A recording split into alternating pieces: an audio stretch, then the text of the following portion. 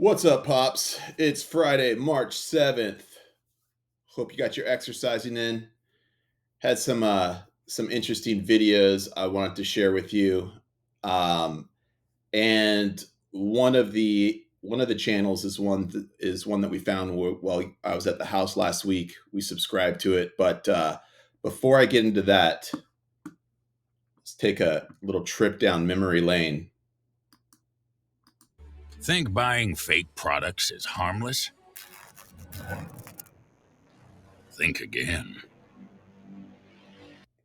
That's right. Buying fake products is not harmless. In fact, I don't know if this kid is making these shoes, but it also looks like he has like a feather quill, and maybe that's what he's using to log in his journal that he's made all these shoes. Uh, this is from 2023. I'm going to fast forward here because they talk about obviously just the problems that come with buying fake products, and one thing they don't call out, but I noticed in the video, is counterfeit products seem to be made in the worst warehouses with no organization and no overhead light. I mean, look at this place. Bits are made in unsafe conditions, potentially using hazardous and even lethal ingredients that could harm you and others. Each year, billions of dollars worth of counterfeit products are sold in the U.S. Ah, I smell big crime. Think about it. If you yeah, he does. Mcgruff, the crime dog. First of all, I didn't even know that Mcgruff was still making videos in 2020, 2025, 2023. If we had YouTube back when Mcgruff came out, I don't know if it was the 80s or 90s, I feel like his channel would have more than 7,000 subscribers. But that being said, I have found the Mcgruff of fighting aphasia and apraxia, Mark Ittleman. I'd like to talk to you about. We're going to jump into his video right now. This is from the channel Aphasia Speech Therapy. This episode is Teaching of Talking. I'm going to tee it off here at the 11-second mark. Found this interesting. About an interesting finding that many people, you probably know all about this. I just noticed he kind of has like a crime fighting Mcgruff style hat. I think Mcgruff used to wear a hat. I'm not sure. I have to go check some older videos. You may or you may not. And so I'm always constantly looking at new ways of doing things. I'm always looking and researching what people who are achieving are doing. I want to know what they're doing. All right, not to steal any of Mark's thunder, but you remember last week I told you in the car, this could be one of those things like, athletes or, professional scholars, they have tutors, they have coaches. It's just part of the regiment. Well, Mark agrees. He kind of goes into analogy about how important it is to have regular coaching. Let's skip to the 2-minute and 12 mark. 2-minute and 12-second. Mark Mcgruff. Tell us about the simple principle. Whatever it is that you want to get good at, be regular at doing it. Make sure that it's a part of your day. Make sure that each and every day you do it. Make sure that it becomes a part of your routine, a part of your life, a part of your way of thinking. And do exactly that which you want to improve upon. We can agree with that.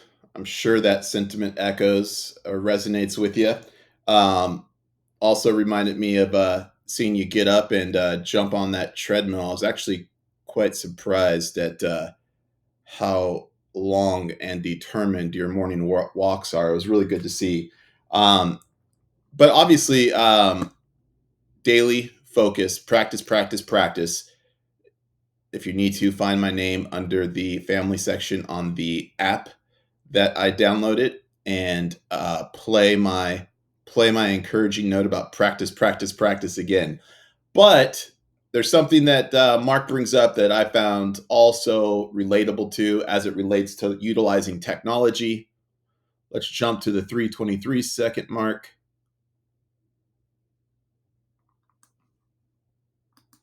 And that's why a lot of people think that iPads and computers and all that other stuff, they think that that's going to teach them how to speak, and they don't have to find a therapist, and all they have to do is go to Amazon or whatever and order a tablet or an iPad and some apps, and by golly, their speech is going to get better.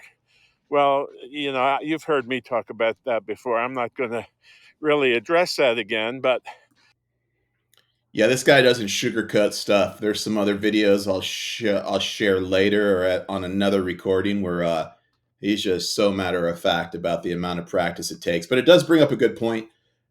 The apps that we downloaded, some of the original ideas, trying to put your handwriting into ChatGPT to make it easier to translate what you're writing on day 1 or 2. Obviously, that writing has improved. I saw the text that you sent the other day, so like progress is showing there. But like those are just the bridge that allows us to maybe throw our thoughts into a conversation or to get a conversation aligned with what we're thinking, but they are not the ultimate tool that we're going to end up utilizing long term to improve the speech.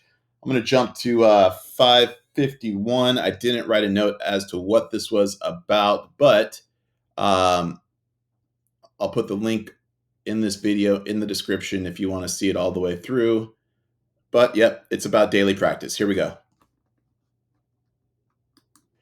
and thought. And if you do that, and if you have a method to follow, and preferably it should be with someone because talking requires at least two people, then you can be well on your way to speaking improvement. That is, if you stutter, if you. Well on the way to speaking improvement. Practice, mom, if you're watching, Deborah, that other person could be you at times as it relates to like going through the flashcards and etc. But I wanted to really quickly pause because he mentions if you have a method, and that brings me to Mark Mcgruff, aka Mark Ittleman's other video here. Let me pull this up here, YouTube channel. and this is from same channel, aphasia, speech therapy. What's necessary to talk again? I'm going to minute mark 59 seconds. With aphasia, very, very interested in attending these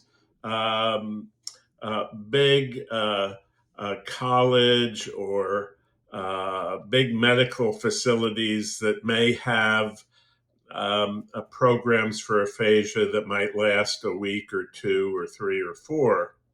And then what happens is the person with aphasia and their caregiver leave and go home. And quite often, the caregiver or the spouse isn't really involved in the whole process, isn't trained. I'd say that part absolutely true. I'm not trained. Deborah's not trained on exactly what the method should be to begin building the foundation, those building blocks. But I want to jump to 258 because he makes an analogy that I think is funny.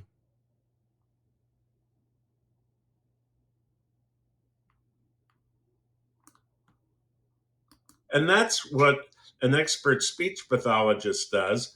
He kind of finds out what the family wants, what the person with aphasia wants, and then starts at the very, very beginning and teaches the most basic fundamentals. And I think I jumped ahead too far. Hold on.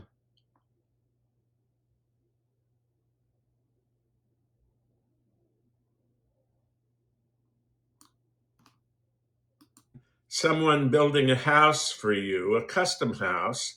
And what they have to do, what the building contractor has to do, is he has to start out and prepare the foundation and go through every single step of the process with all the different subcontractors to make a completed product.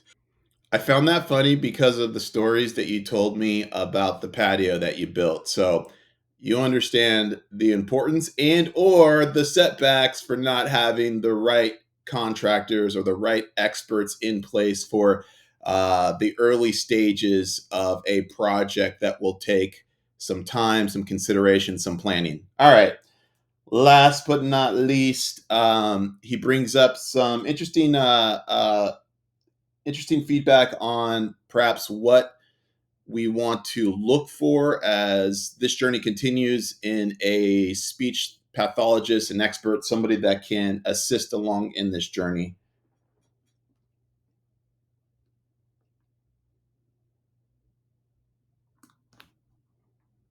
Really important aspects of care is continuity, that the person with aphasia and apraxia should be seen by a single individual, not someone with multiple therapists, especially not multiple speech therapists, because that's like having more than one cook in the kitchen at Thanksgiving. You don't want that. Yeah, you don't want that. I am definitely on the side of one cook in the kitchen, even though Bonnie probably wants me in there more helping her. Um, but I thought that Mark Ittleman's videos are very applicable. I mean, he's going over the basics. He's talking about the foundational requirements to make that incremental progress. I will start getting some videos that will have additional preps, practices, or methodologies that y'all can start practicing on.